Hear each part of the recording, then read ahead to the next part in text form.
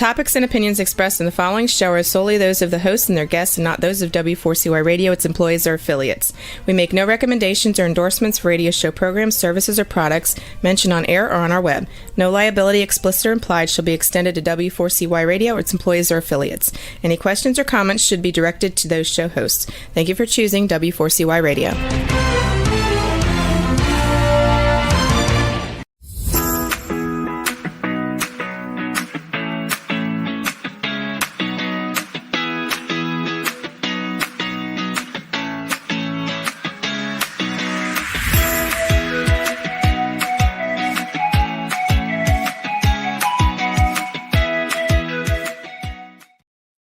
Hi, I'm Shelby Wagner, and I want to welcome you to Learning to Dance in the Rain, where we have conversations about overcoming,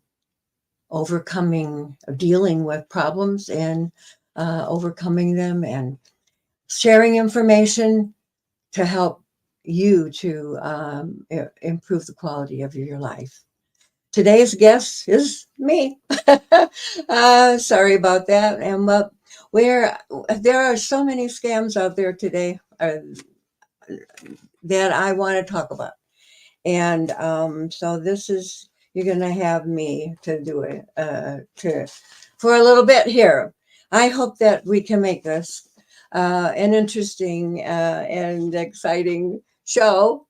It's such an awful subject. I found out today, oh my gosh, now there's a loyalty points scam. I don't know, but here people are stealing our loyalty or our rewards that we have earned by having certain credit cards and whatever. But it says what they are doing is offering that your loyalty points have expired or will expire soon, and they want you to redeem them quickly and ensure that they're real before you ever click on anything. If somebody sends you a text message that something is urgent, you need to take care of it right away, and they give you a link in there to do that, don't click on it. Please don't click on it. Check it out with the credit card company or the bank with a number that you know is real and goes to them, because you know what? Just Thursday night, it was a holiday, right? And I checked my emails before I went to bed. And do you know that I received 23 emails that I had either won something or thanking me for buying a new product at $559 or $1,700, a new iPhone. I mean, I got 25 of these in one email check. Late in the day. I won a Stanley Tools kit. I won McAfee free security, internet security. Dell Inspiron, I think that's a computer or something, and I won that. I said the Stanley tool set also. How about a Makita power tool? A power drill it was. I had won that also. And this one was, let's see, Predata 3,500 watt generator. Yep, I won it, whatever that is. And then there was a Shell reward of $100. And a Medigar, what is it? A getting mixed up here. Not Medicare, but the other one, Medigap, for access and sports and a grocery card and all of that. And then there was a DeWatt, I can't even read my own writing. Wet dry vacuum. Well, yeah, I need a new wet dry vacuum. How did they know that? But win it? No, I had not tried to win any of these things. They just showed up on here. A Keurig. Well, I already have a pretty new one. I could have got a new one, I guess, but Ace Hardware, it said. And these darn websites, when they send you uh, an email like I got, how do I know that they are fake, that they come from a scammer? Well, it's really kind of hard to tell. But number one is, did you sign up for some contest where you would have won that item? If you didn't, then it's not you're not gonna win something just out in the air somewhere. There, it's not going to happen that way. So, um, even FedEx had said they had contact. They wanted my contact information to send me something. Norton was a $279.99 service for my protection on my internet. um, a Hart cordless 6-ton something or other. Anyway, just an idea. I think probably there were, might have been even more that I didn't recognize. But in one email on a holiday night, 25 of these fake winnings. $379 they thanked me for a McAfee. Really? McAfee Internet of Service Protection. I knew right away that none of these. There was airline and hotel loyalty accounts that they want to give me 50,000 points or something for making a scheduling a vacation with them. So it's getting, I think it's disgusting that we have to put up with all of this. But anyway, I want to talk about what happened to one of my friends this past week. He had accessed some service and had finished up his business with them, and all of a sudden his computer made a loud noise and locked up, and he couldn't do anything with it.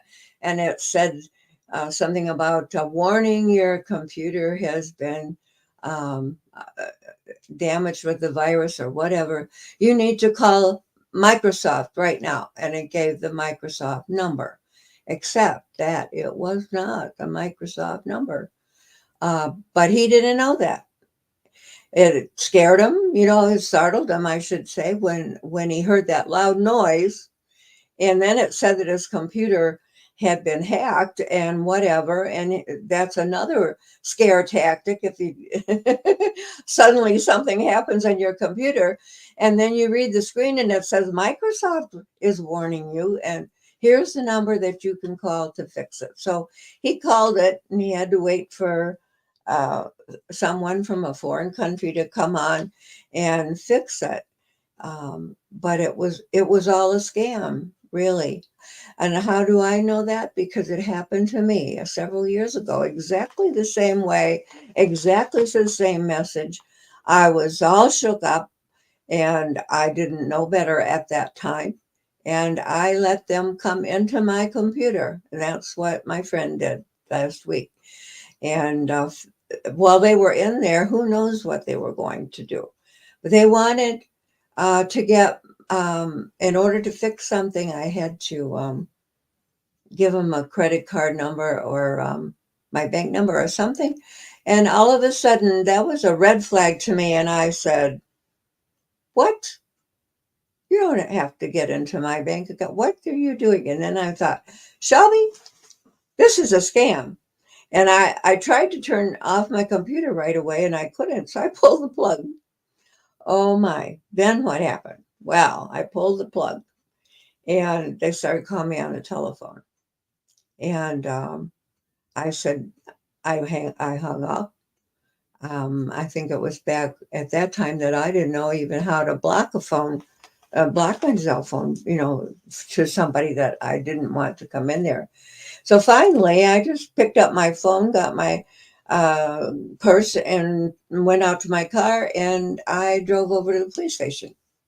And it was after hours. And so there was finally one police officer who came out. He was ready to go home.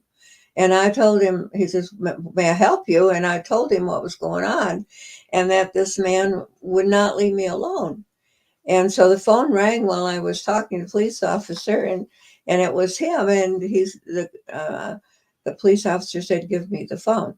So he took the phone and he's asked the guy what was going on, and then he says, "You leave Mrs. Wagner alone. This is a scam, and she doesn't need any help from you anymore. So leave her alone and don't call again."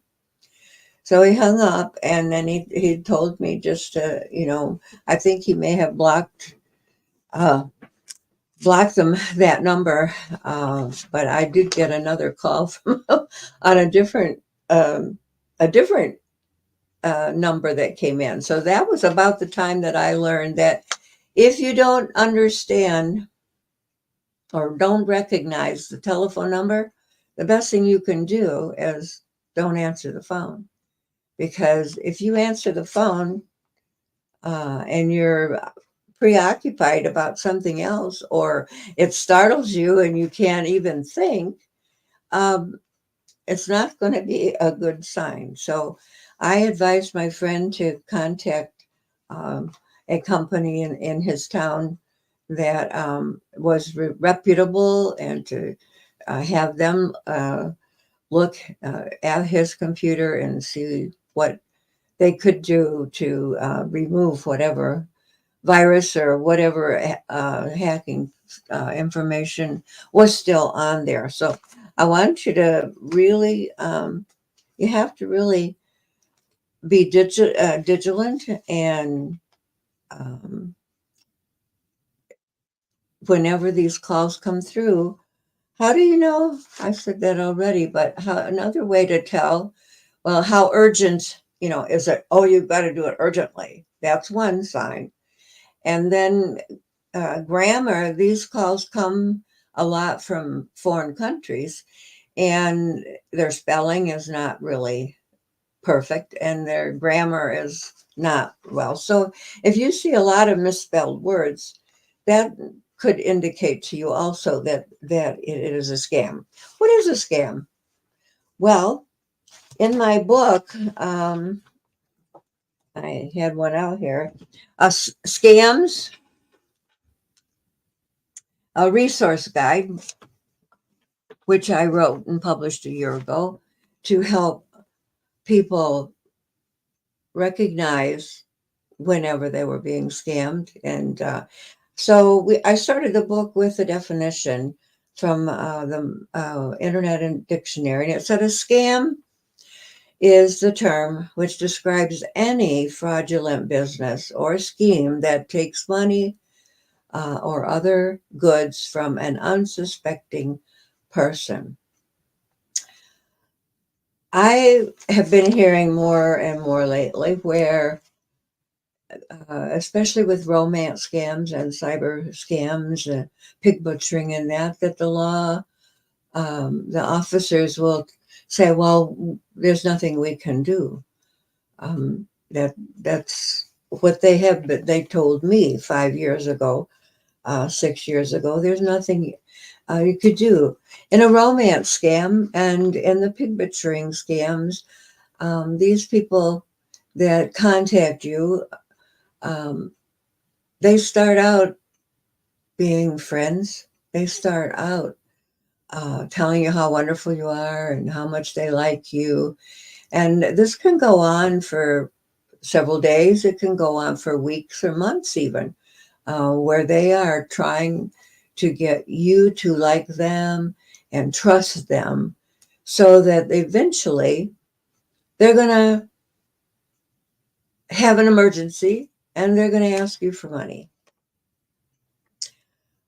As I told you in my book, Learning to Dance in the Rain, I wrote it because I wanted to help my readers to know how these scams work, how to recognize whenever they were involved in a scam, and also how they could um, just avoid it altogether by looking for certain signs. And in my book, I had red flags of that told you they were scammers. They told me they were scammers. I had a a flash go on in my mind and said, aha, this guy's a scammer. And it wasn't long before he asked me for money. And that is the proof that he was a scammer. Um, Also, lately, they've been saying that it's not a crime for somebody to scam you. So, what do you mean it's not a crime? It says right up there, fraudulent business. A scam is a fraudulent business or scheme to take money away from an unsuspecting person. So they butter you up, they make you feel good, and they get you to like them and trust them. And then with a romance scam, they have an emergency and they need the money now. You need to send a wire. That's what used to be. Now it's invest in crypto and in cryptocurrency. Bitcoins was for me also gift cards.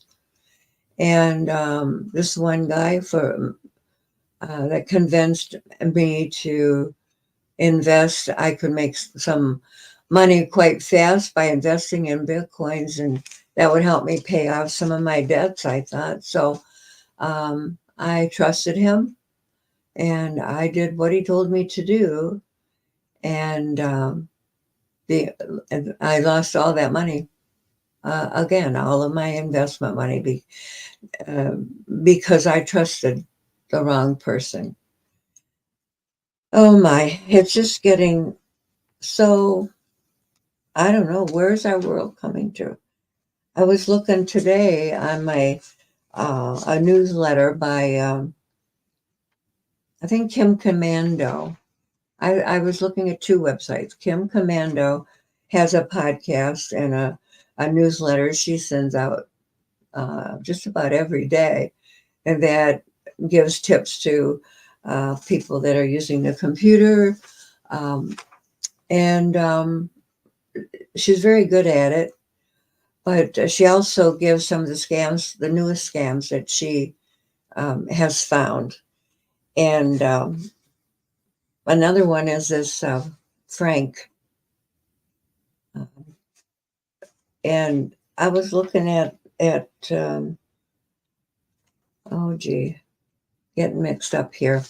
Anyway, there's a 33 million phone numbers that were stolen this year from two-factor authorization app, Authy, Authy. Yep. So even that was always our secure point to get a second code so from this company so we could get into our bank account or whatever. Now that's been what do you call it? Jeopardized because 33 million phone numbers have been stolen from that company. So we're going to have problems maybe with that in the future. Another thing I read recently was their job offers out there that are for non-existent positions. Wow. You interview for, yep, apply for one of these jobs. It sounds wonderful. And it comes back, oh, you've been selected. We'll interview you and you answer all these questions. And then you find out, well, a young man recently back in the winter posted what was on New York Times that he had a fantastic job in Southeast Asia. And he flew over there expecting all good things to happen to him. And he was kidnapped. What it was almost like a slave camp. They were treated like slaves, put in these ridiculous dorm, whatever. He had pictures of this camp, but he was forced to make scam calls, forced to make other people, women, men, to love them, to like them first and love them and then trust them and then finally to give them their money. Um, and this young man just happened to, after 6 months of trying, he was finally able to escape. But what a horrible thing to think that you have been hired for a really nice job and you get there and what you're done is slave and you hardly get paid or fed or any of that. That's really, that's part of the human trafficking I think that is a part of that, right? Yeah. And he was telling in the article of the journalist um, how these crime syndicate is organizing all of this problem in some of those Southeastern Asian countries, and we have to do something. It's a global experience. Someone I had called it in my book that I wrote back in 2017 that it was an epidemic because people were being forewarned about the scams, and they were still giving money. And in 2017, that's when I was scammed that year, a year later, I read that it was $145 million that was given to scammers. Well, I was horrified with that. And I found out also that probably that was really too low because a lot of people are embarrassed and they won't even report it or they wouldn't share it. But so anyway, there they was, 145 million. And I thought maybe if I wrote my book and shared it, that people would get the idea and stop giving away their money. And so I wrote the book and then later Scams um, to help people avoid the, oh golly, the embarrassment, humiliation that I endured. I lost my daughter and son and my sister. They had admired me after my husband died, how well I had adapted and everything. When they found out that I had gotten scammed, do you think they admired me that much anymore? I don't think so. So I lost some of the respect that they had for me, and I lost my own self-respect. I started doubting whether, golly, am I getting too old? Am I not able to take care of myself? Am I not able to tell the difference between the real and the fake? And why did I do that? I knew better. My kids had warned me about scammers on the internet. How come I fell for that? Well, it's thinking about a romantic relationship when you're lonely with this person who seems to connect with you, seems to, you have a lot in common with them. They want to get to know you better. And I don't know, one man promised me when we got married, when he got out of his contract he was a shipping, well, it was an oil rig scam, actually, is what it was. And he said, well, oh yeah, when I get retired out of this contract, we're going to take a worldwide cruise and see the world on a beautiful ship. And wow, that would sound exciting to me. But anyway, I called the scams epidemic back in 2018 when I wrote my book. Finally, now they're calling it a tsunami. I saw this morning a tsunami fraud. And the U.S. is way behind in dealing with this problem. The problem is so huge. It's like, some tsunami is like a tidal wave, a huge tidal wave and it leaves behind such um, like think of a hurricane only with water. And, I mean, and I don't know why the law enforcement is behind. It said in this news report I saw this morning that the U.S. is lagging way behind the United Kingdom and Australia and some of the other countries in trying to combat and help their people that are getting scammed. So anyway, if you have been a victim of a scam, what do you do? Well, you report it. You report it to the FTC. You report it to FBI. I think there's a ic3.gov. You can report it to the Secretary of State of the state that you live in. Report it to your local police, because I was told any investigation has to start with your local police. And we're trying, there's a group now called Operation Shamrock, in which we are trying to educate law enforcement officers and bank executives and other executives in this huge problem, so we can uh, kill the business. Well, I came up with this kind of hook a few years back. So stop feeding the animals. Oh, I mean criminals. They are criminals, and when you give them money, you're feeding them. Oh boy, you're feeding them very well.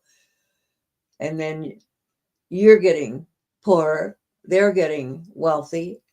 This one guy was scamming 6 women at all at once, at the same time. Another guy, that if you watch the movie is it uh, Tender Swindler? I think so, the name of it, something like that. The He was dating twin sisters. One of them had a lot of money and one of them didn't, and so he was swindling the one that had the money and spending it on the one who didn't. I mean, give me a break. That sounds awful to me. But and then he has the nerve to say, well, it's not a crime because she gave me the money. You see how they work it? They are masters at manipulation and masters at getting what they want out of you. So you forewarned, don't answer the phone. Don't, unless you know the number, and don't click on a link in a email that you got from them or a pop-up that showed on your computer screen. You got to think safety. You got to look at these deals and see, is this really coming from my bank? Is this really coming from the person that they say they are, or is it coming from a stranger who is going to hurt me financially, emotionally, if I fall in love with them, and physically? I think in 2 weeks ago when I talked about scams, I was telling you about the woman whose body was found in the Mississippi River, and she had been victim of a romance scam in which she had lost everything. I'm going to suggest a movie to you. I watched it twice last week. It's called The Beekeeper. And the beekeeper, the bee, I wanted revenge when I found out that I had given money to a scammer. I wanted revenge, but I was almost 80 years old. And so what could I do? Well, this beekeeper happens to be the neighbor and good friend of a lady next door who gets scammed. And he belongs to a society of beekeepers who's kind of adopt some of the habits of the bees and the fact of the protection of their hives, the protection of their loved ones, and he wreaks revenge on. And you know what? Oh my gosh, that movie, I was on the edge of my seat. I really was. And thinking, yay, yeah, yes, yes. um, but the thing is, the law enforcement people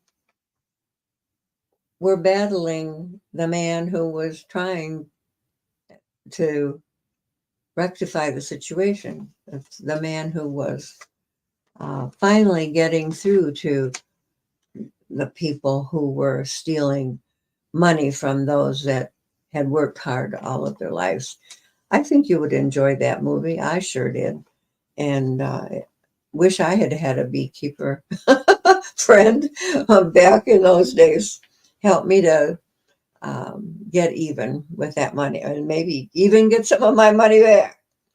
So let's see. Another thing I found today in China, they have now made a realistic mask and they were advertising it for sale for around $1,200 to $3,000. And this mask is so good that it fools or it can bypass identity checks. Oh my, what's that going to do to our country? If you can buy somebody else's face and put it on your own and go do what you want to do, wow, it scares me. It really does. There are insurance scams out there now, and it said car theft is up 30%. Oh, I'm sorry to be such a depressing, giving you such a depressing statistics today, but I really do feel that you need to know. I've been an educator all my life, and so once I got scammed, I wanted to tell the world, not just tell them, hey, feel sorry for me. No. Or, oh, well, she should have known better. Yeah, no, but you know what? We don't deserve that. We're victims of a huge set of, criminals. What is it? A syndicate that is doing this not only to us by stealing our money, but to other people that they are make these calls. And that's not fair either. I just found the paper about the loyalty point scam. It's two main versions of this loyalty points phishing scam, it says. And one of them, you are informed. You get a simple message informing you that your loyalty points will soon expire. It urges you to redeem them to avoid losing your rewards. And scammers often will add random points that will expire in 2 or 3 days to encourage you to do this as quickly as possible. And then if you click on the link in the ad or the text message or whatever, guess what? They're going to have your information to your financial institution, and your money is going to disappear.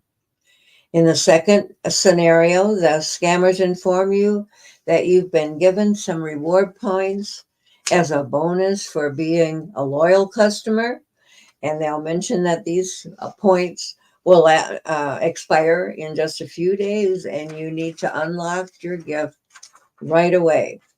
So you click on the link in the text message, and you're directed to a fake but very professionally presented website that offers electronic gifts, and you'll be prompted to choose a gift in exchange for your loyalty points, such as wireless earbuds, a fancy phone case, or some other small gadget. And after you select your gift, you will be asked to pay a small fee, typically $1, to redeem it. And that's when the scammer gets your bank details.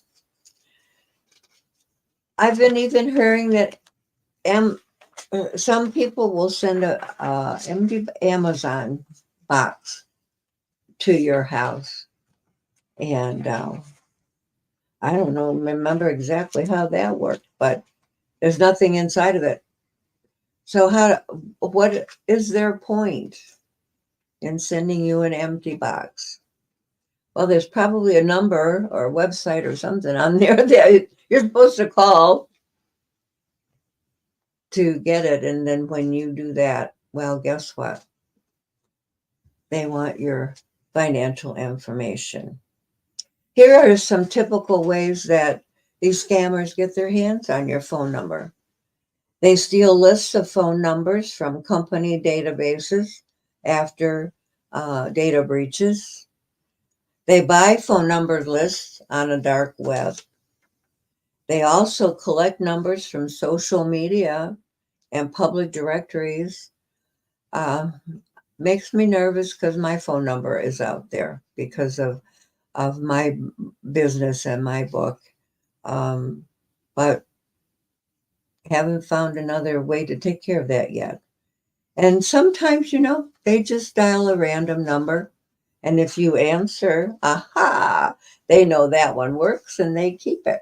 But if nobody answers, they just scratch that one off their list. But anyway, um, there are people that impersonate um, companies from Aviva and from Asia and South Africa and so on. Here was a picture of one. I don't know if it'll come out, but here, this one says, let's see if I can show you what it looked like. Here we go. It was from Vodafone. And to prevent unredeemed points from becoming invalid, please redeem them before midnight. Wow. Hi, from Vodafone. We've noticed that your Vodafone points in your account have got to 5,340 and will expire in 3 working days. Please redeem the points for available rewards before they expire. And then it gives it's blacked out here, but it gives a fake link for you to click on and go from there. So, well, has anybody out there got a joke that we could maybe end with today? About, I don't know, you can't really joke around the subject. It's pretty depressing. But if you are diligent and you look for spelling errors and grammar errors, suspicious links that you shouldn't click on, a sense of urgency, a request for money, a request for your personal information, then you're probably going to be safe. But no matter what you do, you need to be careful. I feel almost like I did back a year ago when I got a death threat. My kids told me, "Yep, it's a death threat, Mom. It's a scams. They go around just for the fun of it, doing this death threat, or they request money or to leave you alone or whatever, just to get, you know." And the police told me it was a scam. But you know what? I would look around before I went outside. As I went safely to my car, and boy, I opened that door quickly to get in. Sometimes they even envision blowing up in front of me like they do on TV. Oh my goodness. Um, but we must be diligent in our safety. We must be diligent in checking out the letters we get, the phone calls we get, things on the internet. Look for spelling errors. Look for grammar that doesn't make sense. Look, make sure that that thing came from somebody, that an email came from somebody that you did not initiate. Uh, I didn't buy a drill. Why? Why was I being thanked for paying $349 for a drill? Um, Lucky, some of them had the last four digits of my credit card or my bank account or whatever. And I looked at it and I said, well, that's not my bank account. So it's really, really, really something will jump out at you, I'm sure. And you need to warn your family and your friends, everybody you know, about, the tsunami called scams, because um, how are we going to tell people to stop sending money to these criminals? And if it happens to you, then you reach out to support groups. Watch out for Operation Shamrock. That is an organization I have joined to help give support to victims, and I offer people a chance to tell their stories on this channel, this podcast, so that other people are forewarned and stop giving your money. That's what the report that we want to get out there, because if we don't give our money to them, then it's not going to be profitable. And you think they're going to continue trying? Eventually, it's going to stop. But it's almost up to us, the people, to stop this horrible crime, because the law enforcement doesn't feel it is a crime. A lot of them, but they're learning, and hopefully one of these days they will know that this is real. This is a epidemic, a pandemic of loss for elderly people, a loss for teenagers, college kids. I saw one, there was a dorm fraudster. I can't remember now what they were doing in the dorms, but they were stealing information of other students so that they could steal their money. Pig butchering, have you heard that term yet? Someone asked me, Shelby, what's pig butchering? I said, well, I guess you've got to listen to my podcast so you can learn. But pig butchering is the Japanese term that means pig butchering, is what the Japanese and Chinese use to describe this crime.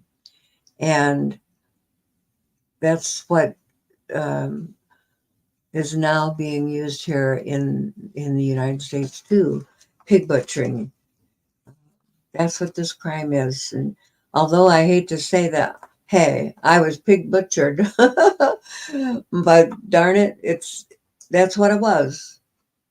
I was fed compliments and love, expressions of love. I think they call it love bombing.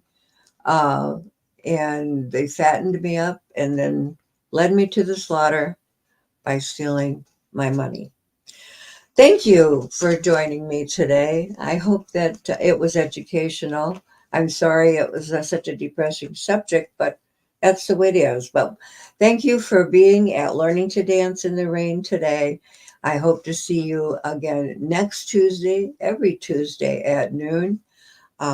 And next Tuesday, we'll be talking with a man from California, and he's going to be telling us his story of a romance scam. With that, I'm going to remind you that my books are available on Amazon.com. And on my Learning to Dance in the Rain, you want to be sure you get the 3rd edition. That's the one that's available now through Amazon.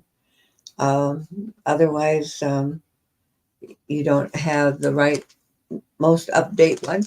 And I'm going to say, stay safe and bye now. Take care.